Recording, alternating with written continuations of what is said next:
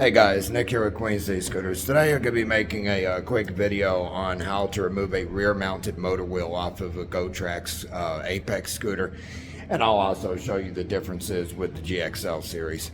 So what I'm going to do is basically just work in reverse and show you how to safely remove your motor, right? So I've already taken one of the screws out. We're going to go ahead and find our second screw and remove it.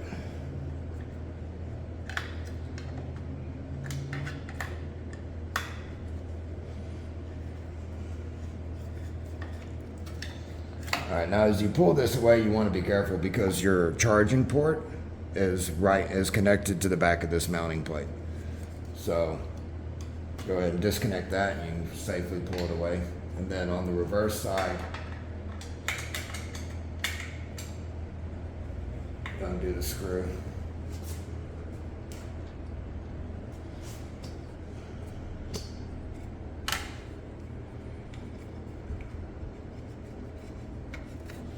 Okay, now you don't have any connections connected to the back of that mounting plate, but right behind it is your motor connection. So go ahead and disconnect that. And then you'll take an 18mm wrench and loosen these two guys right here. Now we've already, like I said, we're working in reverse, so those are already loose for us. Now, the only tricky thing on the Apex is when you're trying to slide the motor backwards, your channel lock washer right here can actually get stuck in the slot that's been cut out of the frame for it. So what I like to do is just keep, take an Allen wrench, and sometimes you gotta use a little force to knock it back, and it's gonna keep rising back up. You just keep doing that, and you'll eventually work it all the way back, and the motor will come completely off. So now you may be doing this to completely change out your motor if it stopped working, or you might be replacing an inner tube. You might be switching from a pneumatic tire over to a solid tire, like we actually did with this one in a different video. So that's basically how you remove it on an Apex. Now there are a few differences here between the Apex series and the GXL series. Now over here on our work table, I've set up a GXL V2.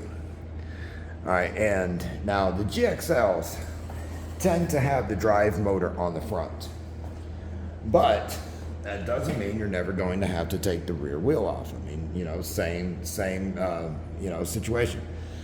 Replacing an inner tube, switching from pneumatic over to solid tire, you got to be able to get this guy off, right? Okay, so you're going to use, I believe these actually use a 2.5 Allen screw. Yep. And this one most likely is stripped out, I'm sure. Indeed it is. Isn't that great? Okay, let's go around to the other side, see if that one's maybe not stripped out. This is a parts vehicle, so we're not really too worried about strip screws. We're harvesting, the main components off of this thing. There we go. And even that one is stripped. Unbelievable. Okay, Lord almighty. That was really on there. They're usually not that hard to get undone. But if it's been a long time since you've bought the vehicle and the first time you're servicing it, that can happen. So now you've gotten it off. Now with the GXL series, they tend to use the large number 5, I believe, Allen screws. So once you've got your little mounting bracket off there, and repeat the same on the other side, you'll then take a number 5 and pop it. Now they usually use thread locker on these. All right. So you'll pop it, go ahead and loosen that all the way off, come over to the other side, repeat, and then you'll be able to pull the tire off.